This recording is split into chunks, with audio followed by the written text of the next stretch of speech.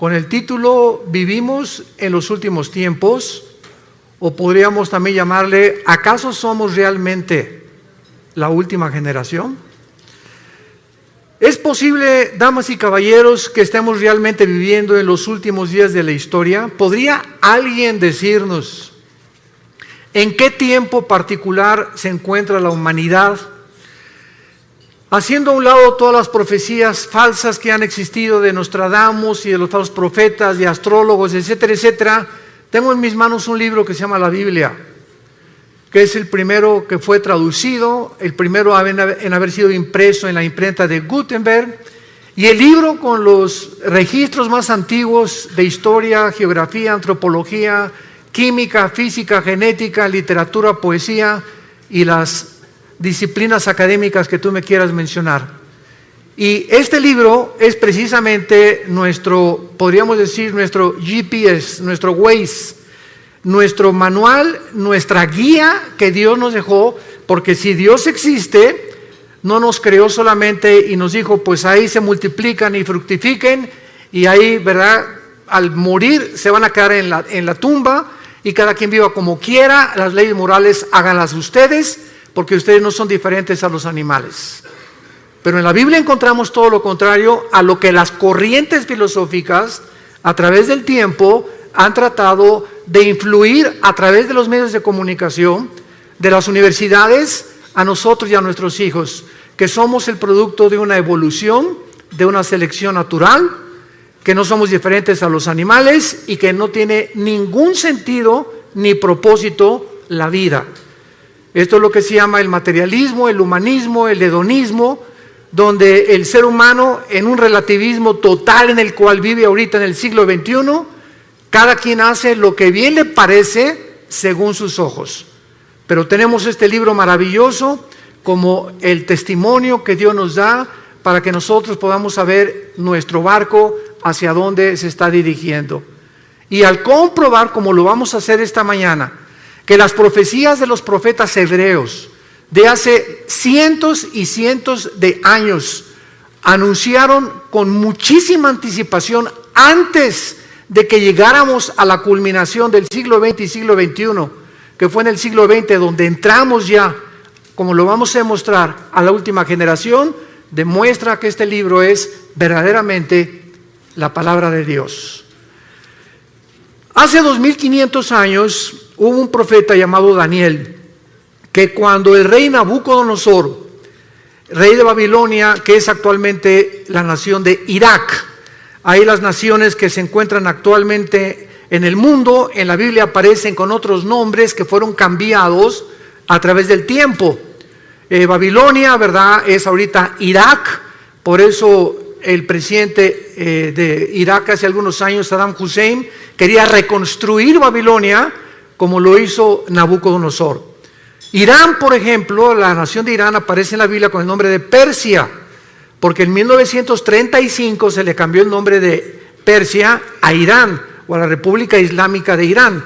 Y así encontramos que geográficamente, históricamente, la Biblia es absolutamente cierta y sin ninguna duda de que haya algo en la Biblia arqueológico, histórico, genético, físico que se pueda contradecir. Todo lo contrario. Cada vez que la ciencia avanza, siempre acaba diciendo, y la Biblia tenía la razón.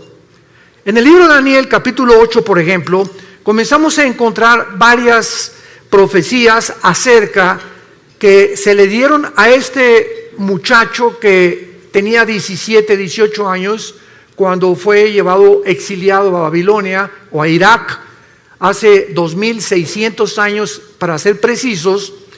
Y a este muchacho se enfrentó con entidades espirituales que la Biblia le llama ángeles. La Biblia nos revela que estamos rodeados de un mundo invisible, un mundo espiritual, donde entidades espirituales se hacen visibles y toman las formas de seres humanos.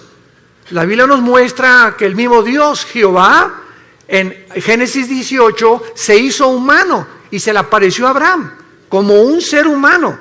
Y muchas personalidades en la Biblia hablaron y tuvimos enfrente a Dios. Pero como a Dios en su gloria no se le puede ver, Él tuvo que tomar una forma como nosotros para poder tener comunión, caminar con nosotros. Y esto es algo sorprendente en la Biblia, de que estos enviados de Dios hayan podido dar el testimonio de las cosas que nos rodean con cientos de siglos de anticipación. Por ejemplo, en Daniel 8, versículo 17, se le dijo a Daniel: la visión es para el tiempo del fin. O sea, las profecías que se le dieron claramente es para un tiempo del fin. Vayamos a ver más adelante cuál es este tiempo del fin.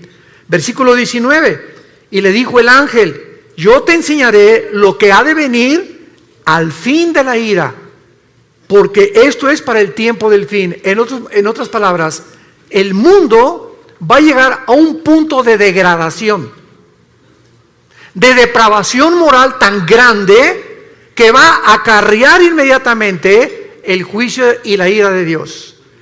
Y lo que estamos viendo, como lo vamos a ver a continuación, insisto, no son más que síntomas de que estamos en un mundo a punto de naufragar.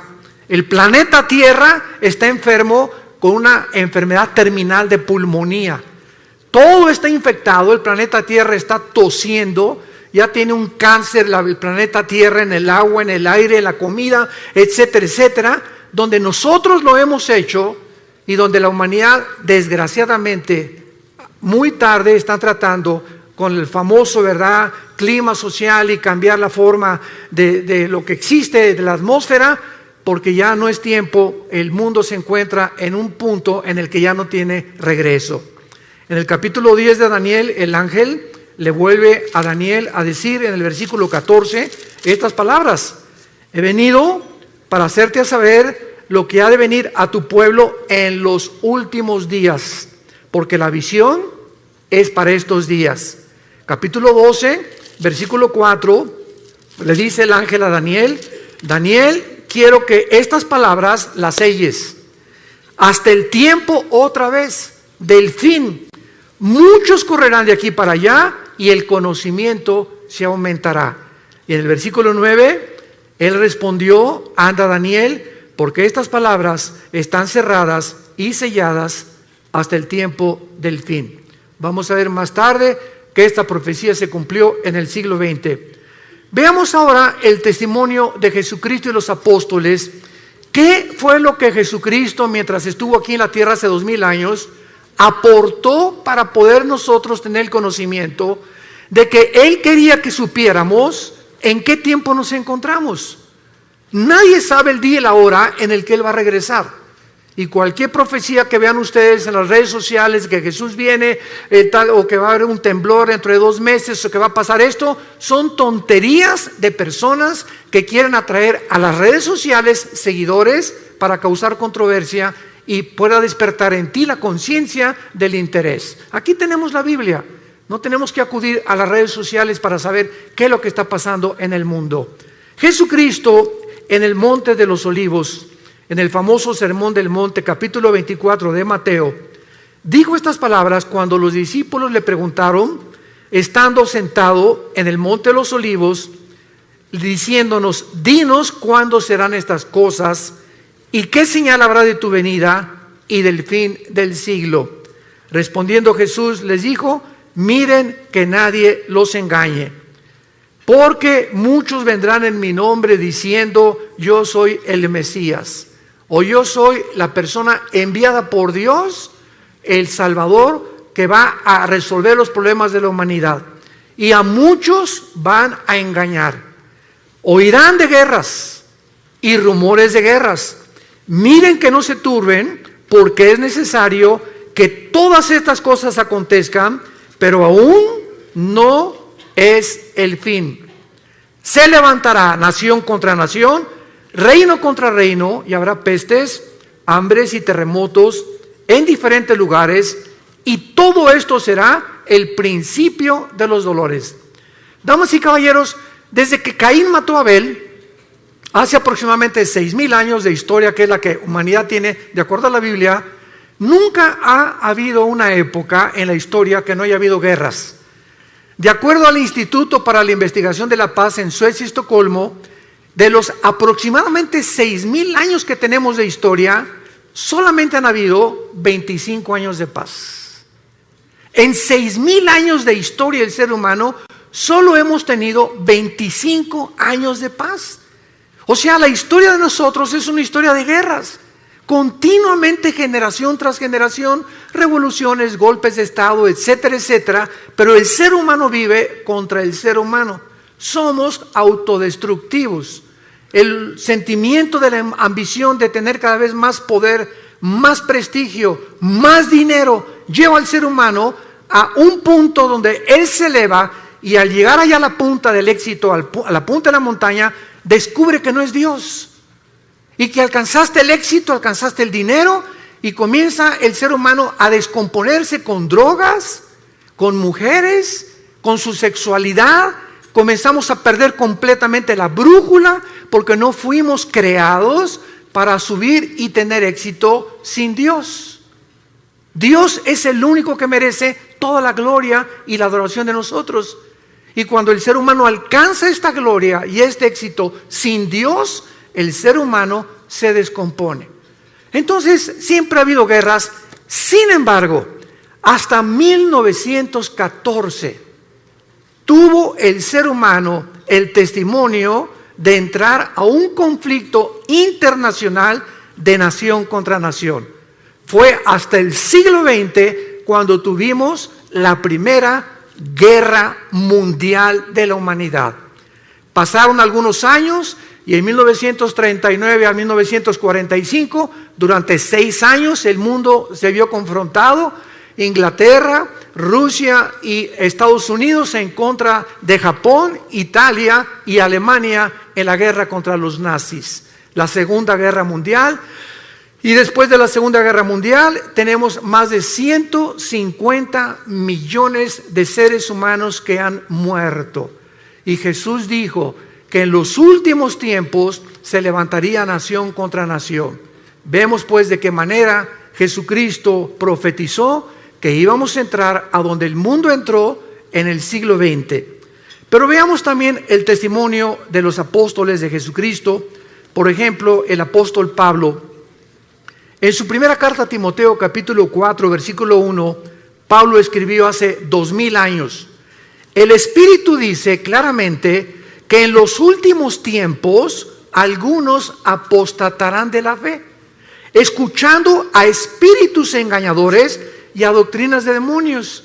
En otras palabras, antes de que venga Cristo, la Biblia se va a pervertir.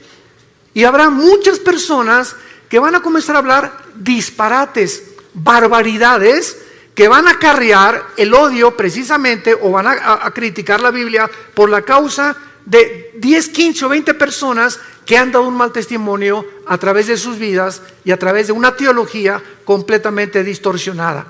La Biblia le llama doctrinas de demonios. Siempre ha habido falsos profetas, siempre ha habido falsos apóstoles, siempre ha habido falsos maestros, pero Jesús dijo, y los apóstoles, que antes de que Cristo regresara, esto iba a multiplicarse como jamás en la historia lo habíamos visto. Vemos en su segunda carta a Timoteo, el capítulo 3, que Pablo le vuelve a decir estas palabras. Debes saber esto, Timoteo, en los últimos tiempos vendrán tiempos peligrosos. Y esta palabra chalepos en el griego significa feroces. Y solamente 2 veces en la etimología de las raíces griegas se usa la palabra chalepos, con el endemoniado gadareno y aquí para traducirlo como peligrosos. O sea, vendrán tiempos endemoniados, donde el carácter de las personas se va a descomponer a un punto donde la humanidad lo va a acabar aceptando como normal. Escucha las características que la Biblia describe de la última generación. Habrá hombres amadores de sí mismos. Serán tan centrados los seres humanos antes de que venga Cristo y en los últimos tiempos que lo único que les va a interesar son sus propios intereses personales. Ni su matrimonio, ni sus hijos, ni el país, ni los ciudadanos les van a interesar más que sus propios intereses personales. Hombres centrados, endiosados en ellos mismos. Y no solamente en la política, en los deportes, también en la religión, también en todas las demás áreas de las disciplinas académicas que puedan existir. hombres que van a creerse dioses y que se van a centrar completamente en sus vidas y se van a centrar en ellos mismos para poder obtener de los demás y usarlos como un objeto para sus vidas. Avaros, vanagloriosos, soberbios, blasfemos, desobedientes a los padres, ingratos, impíos. Es increíble la pérdida del afecto natural. No fue, damas y caballeros, hasta la década de los 80s, en el siglo XX, cuando comenzaron a surgir niños asesinos. Niños matándose entre ellos, niños delincuentes. Siempre ha habido robos, pero no asesinos que llegaran con una pistola, con una arma, un R-15, una ametralladora, y de 16 años o 15 años mataran a 20 o 30 de sus compañeros de escuela. ¿Qué está pasando actualmente en el mundo? Se está descomponiendo todo. Hombres completamente centrados, avaros, queriendo nada más tener dinero, ya tienen millones y quieren más y quieren más y quieren competir contra el otro que le está ganando, o tiene otra casa mejor que ellos, o tiene mejor carros que ellos. Y hemos perdido la brújula completamente, porque esto no es vivir. Esto no es el propósito por el cual tú naciste. Tú y yo nacimos para conocer a Dios, para entender que de tal manera te ama Dios, que nos dio a su Hijo Jesucristo, para que pudiéramos creer en Él y no perdernos, mas tener la vida eterna. El apóstol Pedro también menciona acerca de los últimos tiempos, y el apóstol Pedro dice lo siguiente: sabiendo primero esto, segunda de Pedro capítulo 3, que en los últimos tiempos vendrán burladores,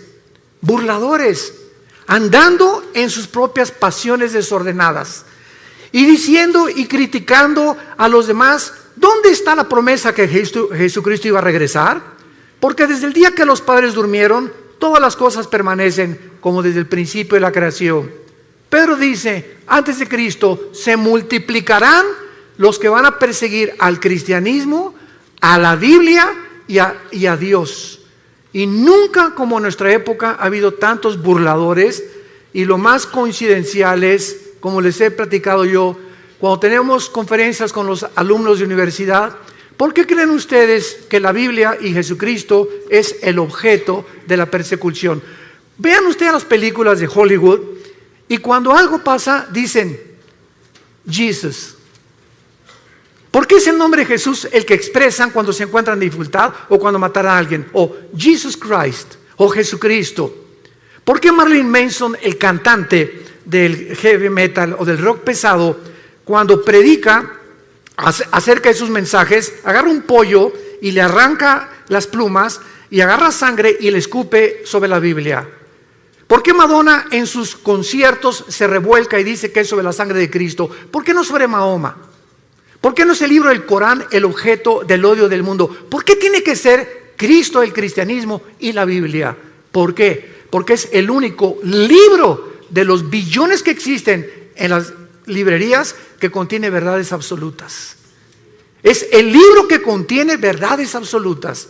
Vivimos un relativismo espantoso donde la gente ya no sabe qué es verdad y qué no es verdad. Y el apóstol Juan finalmente habla también acerca del último tiempo en su primera carta, capítulo 2, mencionando que el último tiempo aún no llegaba, pero que ya era el último tiempo y que el anticristo no tarda en surgir en el mundo. Por eso conocemos que es el último tiempo. Damas y caballeros, nunca en la historia el mundo se había encontrado tan cerca para ser gobernado por un solo hombre. La tecnología que explotó y el conocimiento que explotó en el siglo XX, como lo vamos a ver, es impresionante, donde hemos llegado a una generación donde es posible el famoso globalismo o un solo gobierno mundial, que es el anhelo desde que el presidente Bush, el Papa Juan Pablo II comenzaron a promoverlo, que el mundo necesita un globalismo, necesitamos un gobierno mundial, una administración total por las naciones de Europa, necesitamos alguien que traiga paz y orden en el mundo, para que ya no esa lucha ahorita, Rusia, Siria, Irán y Turquía en contra del occidente, en contra de la OTAN, en contra de Europa, y el petróleo usarse como chantaje para poder de rodillas a Europa, etcétera, etcétera. El presidente Trump era aislando completamente a Estados Unidos de todos los demás en un proteccionismo que es la nueva política actual en el mundo, y vemos así los gobernantes en el mundo buscando cada quien sus propios intereses personales, sin darse cuenta que vivimos en un mundo tan interconectado que ya no podemos ninguno de nosotros separarnos los unos de los otros. Veamos nosotros a continuación una de las verdades más grandes que encontramos en la Biblia acerca de lo que estamos hablando. ¿Cómo podemos estar seguros entonces de que nuestra generación, la que tú y yo estamos viviendo, es la última? Lo podemos saber porque la mayor parte de las profecías de la Biblia nos revela, que nos advierten que la segunda venida de Cristo no podía ser aplicada en las pasadas generaciones, sino específicamente en la nuestra. Por primera vez en la historia, las características geopolíticas de la Biblia profetizó sucederían en estos tiempos y se encuentran a nuestro alrededor. ¿Y cuáles son estas señales que son visibles por primera vez en la historia? Número uno, el aumento del conocimiento que el profeta Daniel anunció hace 2600 años. Daniel capítulo 12, versículo 4. Daniel, en los últimos tiempos, muchos correrán de aquí para allá y el conocimiento se aumentará. Veamos a continuación, damas y caballeros, que desde Adán y Eva hasta el siglo XX saltamos del burro al motor de gasolina. Lo que en más de 5.500 años no se descubrió fue en el siglo XX cuando explotó el conocimiento y cuando brincamos del burro al motor de gasolina, por lo que no se inventó o se descubrió en 5.000 años. 1903, los hermanos Wilbur Wright, norteamericanos, realizan la primera tentativa de volar. 1929, Alejandro Fleming, médico, descubre la penicilina. 1945, el doctor Enrico Fermi y el doctor Oppenheimer, italiano e alemán respectivamente, bombardean el uranio 235, produciendo por primera vez lo que se conoce como la fisión nuclear, que dio como consecuencia la construcción de la primera bomba atómica, soltada en el puerto de Hiroshima y Nagasaki en Japón en 1945. 1954 es botado el primer submarino nuclear de Estados Unidos. 1957 es lanzado por Rusia el primer satélite al espacio. 1969 el hombre pisa la luna. 1973, la primera plataforma espacial es puesta en el espacio. 1975 se fabrica la primera PC. 1983, los primeros teléfonos celulares. 1991 se desarrolla la red de Internet.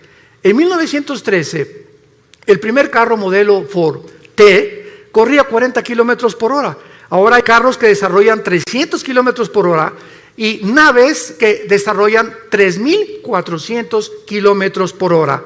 Fue en el siglo XX que se inventaron los focos, la aspirina, los plásticos, la insulina, la televisión, el radio, los trasplantes, el chip de silicio, el rayo láser, el refrigerador, el cine, la píldora anticonceptiva, la lavadora, los teléfonos celulares, el iPhone, el iPad, y ahorita ya está el GX o triple X, no sé qué, el nuevo iPhone, y cada año, cada 2 años, ya la tecnología cibernética y de Internet está obsoleta con la velocidad que el mundo está llegando en el conocimiento. Daniel, en los últimos días y en los últimos tiempos de la humanidad, el conocimiento aumentará. ¿Por qué Dios nos quiere dar esta llave del conocimiento? O sea, ¿por qué fue hasta el siglo XX que todas estas cosas sucedieron? Simplemente para advertirnos y prepararnos para el día final de tu vida y de mi vida. Y si Jesucristo no regresa mañana, el día que tú mueras, tal vez saliendo en este teatro puedas morir de un ataque al corazón, una embolia cerebral, no sé, ninguno de nosotros tenemos comprada nuestra vida. Es un hilo en el cual en cualquier momento se puede romper. Dios no quiere que tú mueras en tus pecados. Dios no quiere que pases la eternidad en un lugar que Jesucristo llamó el infierno. Y te puedes burlar todo lo que quieras, pero estas palabras son fieles y verdaderas. Dios quiere que sepamos en qué tiempo nos encontramos para que preparemos a nuestros hijos, para que preparemos nuestro matrimonio, para que tomemos a Dios en serio. La vida no solamente es hacer dinero y triunfar en los negocios, en el canto, en la belleza, en el deporte, en la publicidad. La vida es alrededor de un hombre llamado Jesucristo. Y si no es el eje de tu vida Jesucristo, vives una vida exactamente igual a la de los animales. Las vacas se levantan en la mañana y duermen, pastan todo el día, comen y cenan y vuelven a dormir. ¿Así es tu vida también? ¿Tienes años haciendo lo mismo? Tus pensamientos simplemente son negocios, dinero, cómo aumentar, y vas a llegar a los 50, a los 60 años de edad y olvidaste tu salud, olvidaste tu alimentación y el dinero que ganaste, vas a llegar con 5 o 6 enfermedades que no vas a poder disfrutar ni a tus hijos ni a tus nietos, porque no supiste realmente que vivir es un arte, como decían los chinos. Si no aprendes el arte de vivir, has vivido igualito que un animal. ¿Por qué nos abrió Dios el conocimiento a estos tiempos? Porque dice Lucas capítulo 21, versículo 34, Jesús dijo: miren ustedes que vuestros corazones no se carguen de glotonería y embriaguez y de los afanes de esta vida, y venga de repente sobre ustedes ese día. ¿Cuál es ese día? Los tiempos que estamos viviendo. Porque como un lazo vendrá sobre los que habitan la tierra. Velen pues en todo tiempo para que sean tenidos por dignos de escapar de todas estas cosas que vendrán y estar en pie delante del Hijo del Hombre. Damas y caballeros, solamente para poder confirmar y ponerle el sello a este conocimiento, miren lo que ha pasado ya no en el siglo XX, en los últimos 10 años. Escucha esto: Netflix hizo que ya casi no queden videoclubs y que vayan mucha gente menos al cine. Booking tiene en jaque a las agencias de turismo. Google inutilizó las páginas amarillas. WhatsApp amenaza a los operadores de telefonía fija y celular. Las redes sociales a los medios de comunicación. Uber a los taxistas. Los smartphones condenaron a las casas de fotografía. El Zipcar hace la vida imposible a las compañías de alquiler de vehículos. Tesla pone en duda el futuro de los automotores. El email, el correo electrónico, ha complicado a los correos postales. Waze acabó con los GPS. La nube hace cada vez más inútiles a los pendrives. YouTube ha puesto en riesgo a las empresas de televisión. Facebook está matando completamente a todas las portales del contenido. Wikipedia mató a los diccionarios y a las enciclopedias. ¿Cuánto tiempo piensas que va a durar el empleo o la robotización a la que el mundo ha entrado actualmente en los últimos 10 años? En Estados Unidos, ya en cualquier autopista que vas, ya no hay nadie que te cobre la cuota por la autopista, son robots. Son cámaras de televisión y te llega el recibo a tu casa por correo. En la mayor parte de las compañías están eliminando a los empleados para poder usar robots y poder tener más medios las compañías de enriquecimiento, desplazando a los empleados, a los seres humanos. Hemos entrado a un programa y a un proyecto del mundo donde, vuelvo a repetir, cada quien está viendo sus propios intereses nada más, desplazando a miles de personas sin trabajo, rebajando los sueldos por todos lados. ¿Para qué? Para que el mundo entre exactamente al punto emocional y sentimental al que hemos entrado. La Clínica Mayo en Rochester, en Estados Unidos, y el Hospital Hopkins, que son las dos instituciones más prestigiadas en la medicina del siglo XXI, acaban de coincidir hace algunos años que el factor principal de las enfermedades físicas y mentales del ser humano del siglo XXI se llama el estrés. El estrés es la enfermedad del siglo XXI. El ser humano vive un estado de intranquilidad, de inseguridad, de preocupación, de rencores no perdonados, de odio contra los demás, de antisocialismo completamente contra los demás. El ser humano vive oprimido en el siglo XXI, no tiene paz, dice la Biblia. Y hace 2000 años Jesús, previendo que el ser humano llegaría al punto del estrés, donde se han recetado más de 650 billones de pastillas Valium, Prozac, todas las tranquilizantes en los últimos 2 años, es porque el mundo no tiene paz. Y hace 2000 años Jesús nos dio la medicina para el mundo que vivimos actualmente, que no son las pastillas tranquilizantes. Jesús dijo: mi paz les dejo, mi paz les doy. No como el mundo la da. En el mundo no vas a encontrar en paz. En el mundo vas a encontrar desilusiones, persecución, críticas, calumnias, etcétera, etcétera, odio, envidias de la gente. ¿Por qué? Porque el corazón del hombre está en guerra contra Dios. Hasta que no hagamos la paz con Dios por medio de la cruz, en la que Jesús abrió sus manos hace 2000 años, tu vida no va a tener paz, ni la mía tampoco, porque Jesús hizo la paz entre Dios y nosotros por medio de su sangre en esa cruz. Veamos nosotros, en segundo lugar, otra razón por la cual nos encontramos en la última generación. Hace 2500 años, un profeta llamado Zacarías en la Biblia escribió estas palabras anunciándonos lo que sucedió en 1945, y dice así: Zacarías 14, versículo 12: esta será la plaga con que herirá Jehová a todos los pueblos que pelearon contra Jerusalén. La carne de ellos se corromperá estando sobre sus pies, se consumirán en la cuenca sus ojos, la lengua se les deshará en su boca. En 1942, el doctor Oppenheimer y Enrico Fermi fueron los líderes del equipo científico que desarrolló la primera bomba atómica en Los Álamos, Nuevo México. Los Estados Unidos, Canadá y la Gran Bretaña se unieron a un plan ultra secreto que se llamó el Proyecto Manhattan, con el propósito de desarrollar armas atómicas. En 1942-43 le mandaron una carta a Alberto Einstein, que años atrás había descubierto la famosa fórmula de la teoría de la relatividad, E igual a mc al cuadrado. La energía es igual a la masa por la velocidad de la luz al cuadrado. Y cuando Einstein recibió la carta invitándolo al Proyecto Manhattan, él le mandó una carta al presidente de Estados Unidos diciéndole: yo no puedo colaborar en un proyecto donde yo estoy seguro que al bombardear el uranio 235 y producir la fisión nuclear, el hombre la va a usar para el beneficio de la humanidad. Yo lo quiero anunciar sin ser profeta, dijo Einstein.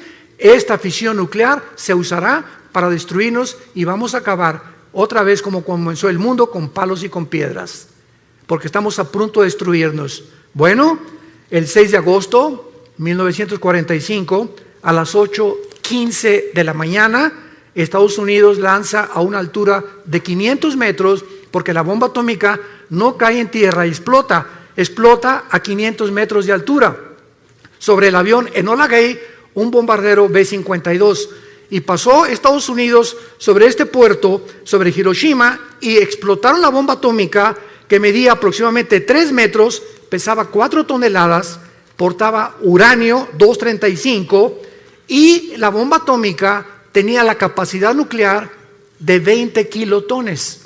Un kilotón equivale a 1 tonelada de dinamita. 3 días después, el 9 de agosto, sueltan la segunda bomba atómica sobre Nagasaki. El avión B-29 Enola Gay explota y destruye a un radio de aproximadamente 25 kilómetros y mueren más de 150,000 japoneses. Y lo que profetizó Zacarías, que vendría el tiempo cuando habría una explosión donde las cuencas de los ojos se les iban a deshacer y la lengua se les desharía en su boca, cuando ni siquiera la pólvora estaba siendo usada hace 2500 años, sucedió en agosto de 1945. Él estaba anunciando las consecuencias de las radiaciones, porque cada partícula de la bomba atómica tiene 200 sustancias radioactivas.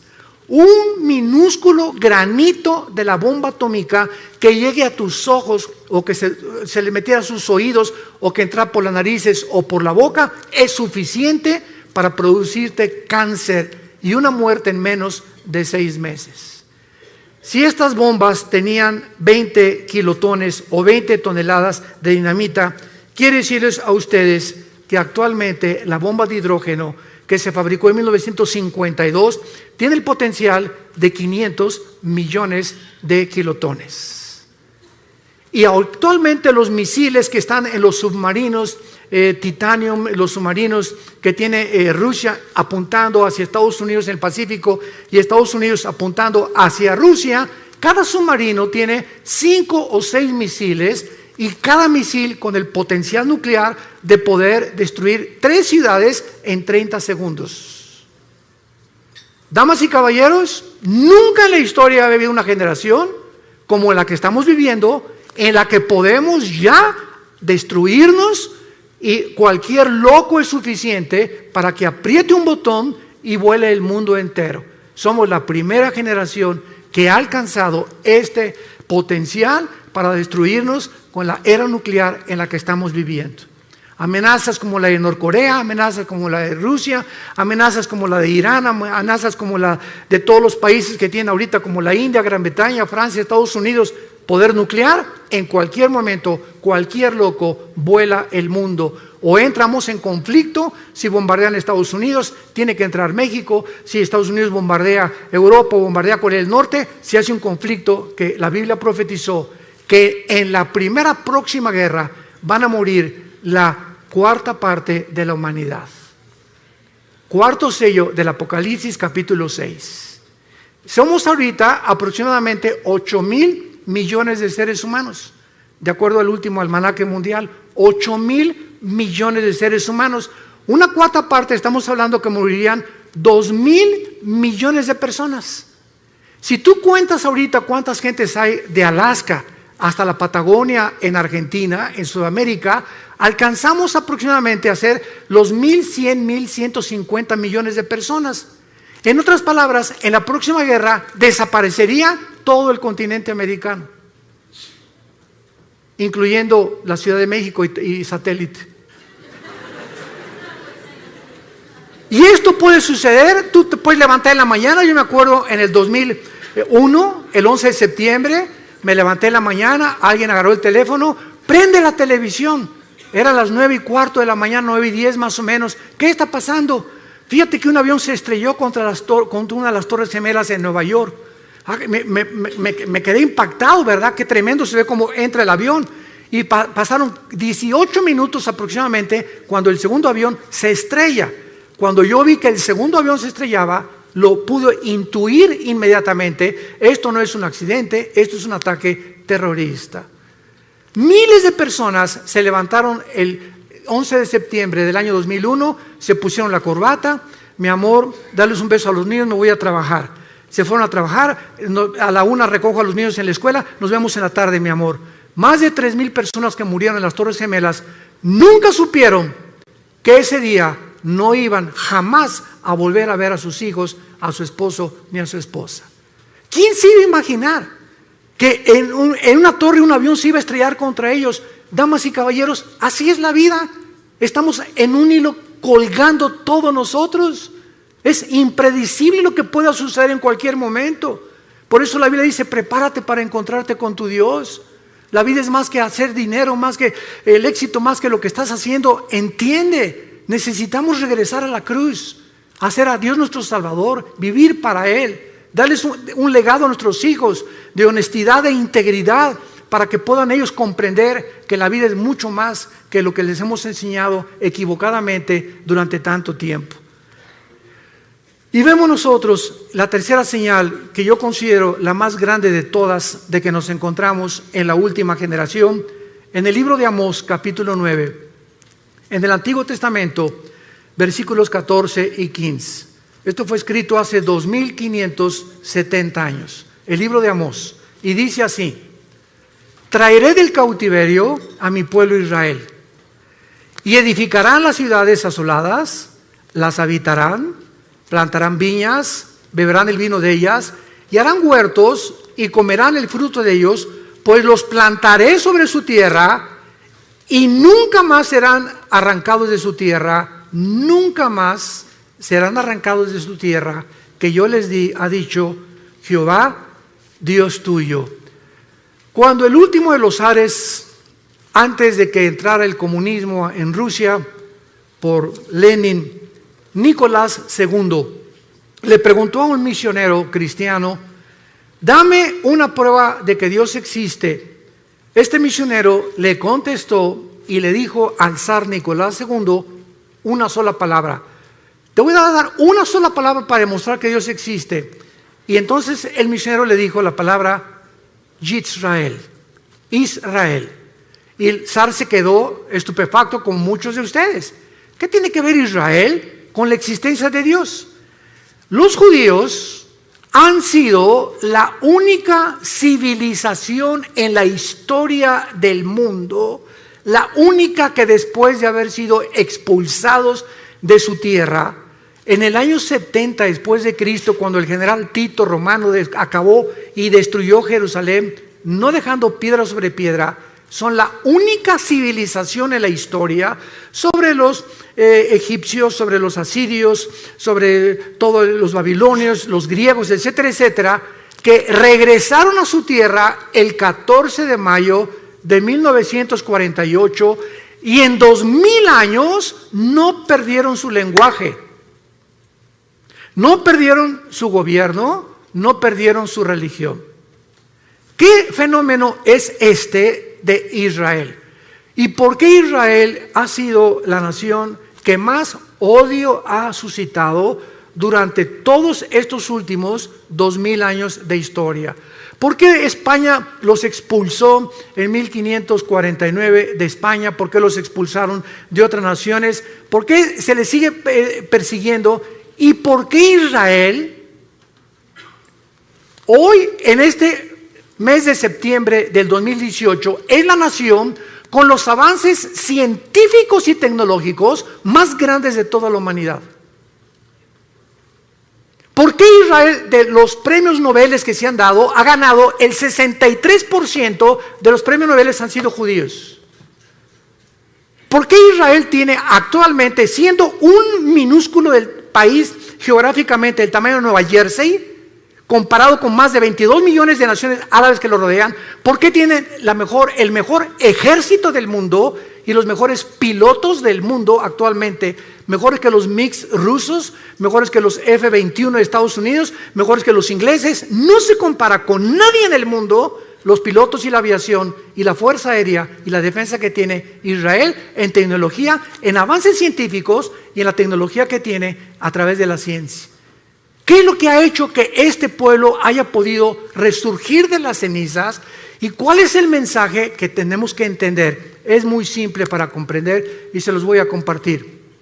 Cuando Dios creó el mundo, en el libro del Génesis, Dios escogió un punto geográfico en el mundo, un área geográfica, para que en esa área geográfica, a través de los 6,000 años de historia que el mundo ha desarrollado, se pudiera concentrar precisamente en ese punto insignificante que es Israel. Entonces Dios llama a un hombre, no de Israel, lo llamó de Irak, que se llamaba Abraham. Y entonces a Abraham, Dios le escoge un hombre para que forme una familia, para que a través de él nazcan 12 hijos y para que a través de los 12 hijos se forme lo que se conoció como las 12 tribus de Israel. ¿Cuál es el propósito por el cual Dios hizo esto? Simplemente para que nosotros entendiéramos lo siguiente, que a través del tiempo Dios tenía que llamar una nación a través de un hombre y a través de esta nación darnos a nosotros sus leyes.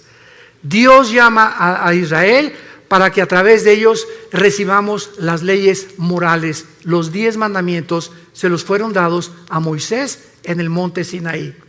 No existe un código de conducta ni de ética que se le pueda asemejar a los 10 mandamientos hasta el siglo XXI. Dios le da a Moisés las leyes de la alimentación, Levítico capítulo 11. Y le dice Dios a Moisés hace más de 4,500 años, damas y caballeros, no comas tacos al pastor, no coman carne de puerco. Y hasta el siglo XX se descubre una sustancia que forma parte de las grasas y que se le bautizó con el nombre de colesterol, que es algo que en nuestras venas que circula toda la sangre. Tú comes grasas, se te van cerrando las arterias, el corazón bombea con más dificultad y sobrevienen los ataques cardíacos. ¿Por qué? Porque tienes el colesterol demasiado elevado. Dios le dijo a Moisés que las azúcares podían producir un estado en el ser humano que podía llevarlo a la muerte. Y se descubrió hace menos de 25, 30 años los famosos triglicéridos, que se pueden conocer como la gasolina que tenemos en exceso. Comes demasiado Coca-Cola, toma Coca-Cola y te van a enterrar la semana que entra. No hay más azúcar que en la Coca-Cola, es la bebida más venenosa y la más terrible que pueda una persona consumir. Todas las bebidas de lata, todo es absolutamente químico. Y estos azúcares destruyen el sistema inmunológico. Entonces te enfermas de cualquier cosa por las grasas y las azúcares. La Biblia hace más de 4,500 años. ¿Quién le dijo a Moisés los secretos de lo que podíamos comer y lo que no podíamos comer? No comas conejo, dijo Dios.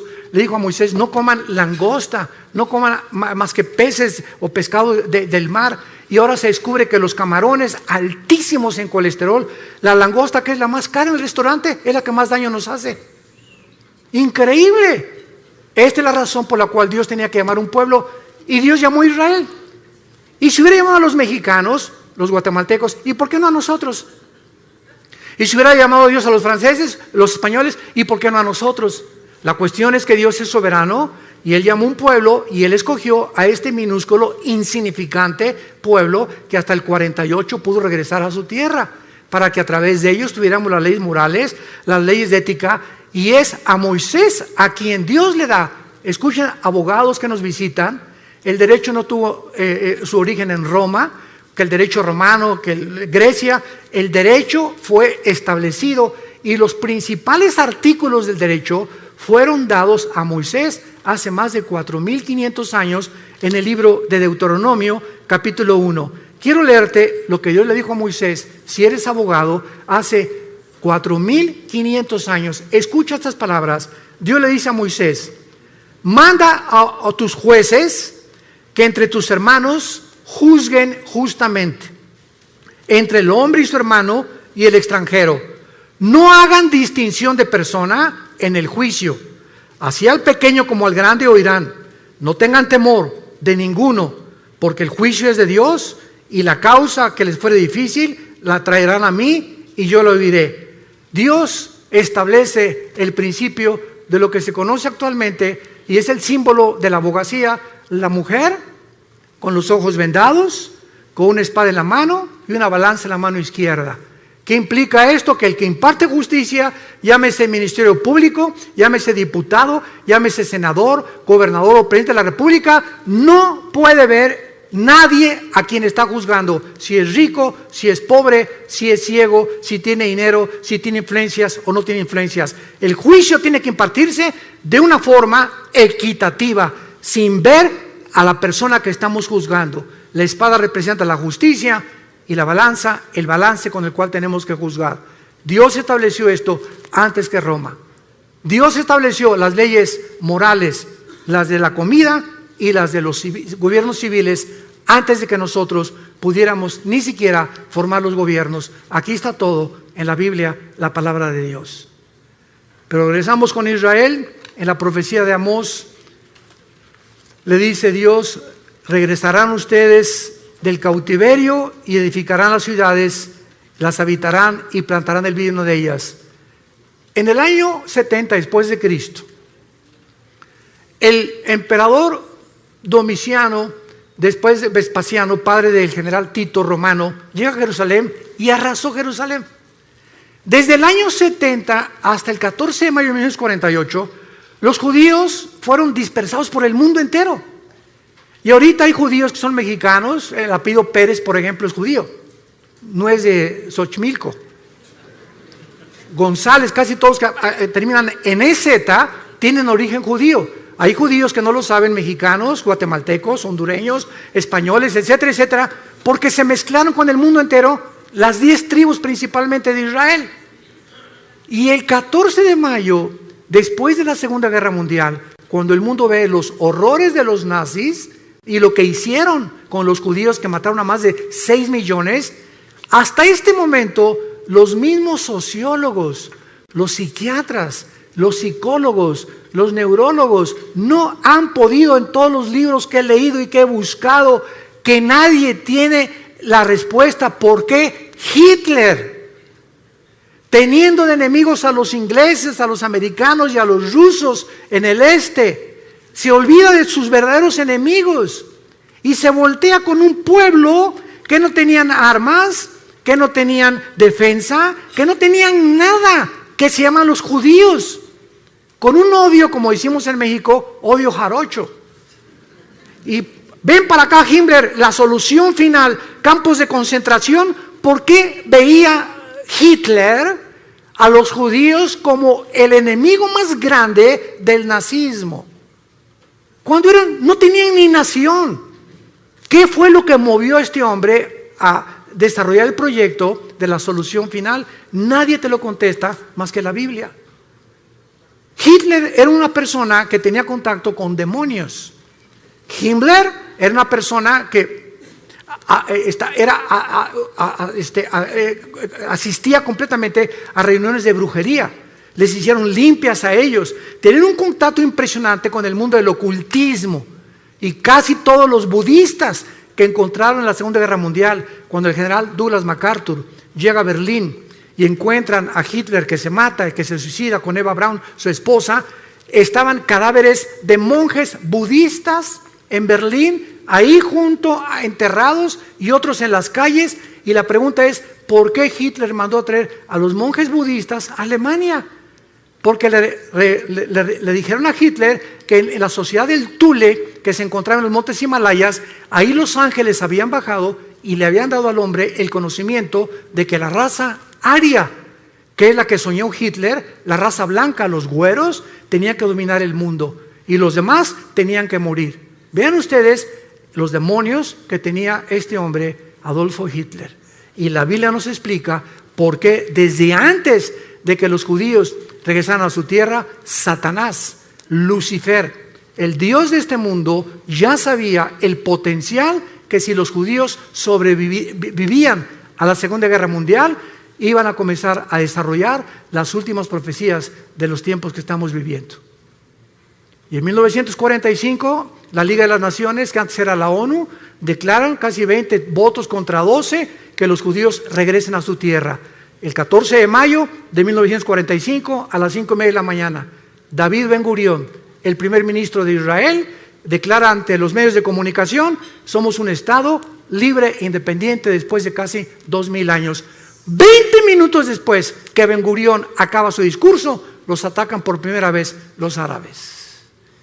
Y de ahí tenemos la guerra del 73, del 65, la guerra de los 6 días, que ha sido el milagro más grande de la milicia, la guerra de Yom Kippur, y hasta este momento están rodeados ahorita en el Líbano, Hezbollah, el grupo terrorista, tiene más de 150,000 misiles que podrían aventar sobre Israel en cualquier momento, pero los escudos antimisiles que Israel ha desarrollado, que ni Estados Unidos ha logrado tal perfección tecnológica, impiden que puedan destruirlos. Y los aviones que las 24 horas del día los israelíes patrullan el cielo para estar vigilando que puedan sobrevivir. Y dice la Biblia: los traeré del cautiverio. Ponle en tu Biblia, 14 de mayo del 48, se cumplió Amós 9, versículo 14. Pero no nos quedamos ahí. A continuación dice: edificarán, plantarán y beberán el vino de ellos. Damas y caballeros, en 1948, cuando los judíos regresaron a Israel, no había un solo olivo plantado, no había un solo árbol plantado, era un desierto completamente.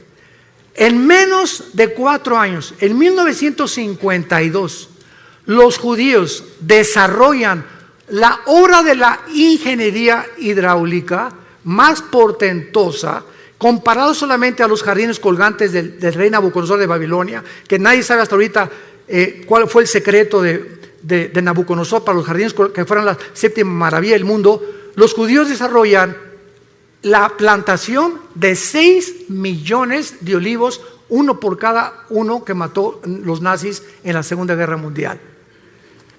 Los plantaré sobre su tierra, beberán fruto y beberán el vino de ellos, y un desierto se convierte en un paraíso, en un huerto del Edén, en 4 años. Y desde el 52 hasta nuestros días, ¿cuántas naciones están tratando de aplastarlos para conquistar el Medio Oriente y echarlos al mar Mediterráneo?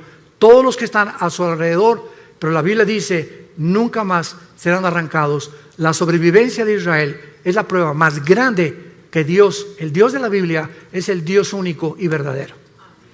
Es el Dios y Padre de Jesucristo, el Dios y Padre de Abraham, de Isaac y de Jacob. Y esta es la razón de la envidia del mundo entero, porque el ser humano envidia a los que prosperan. En Latinoamérica vino la corriente famosa del imperialismo.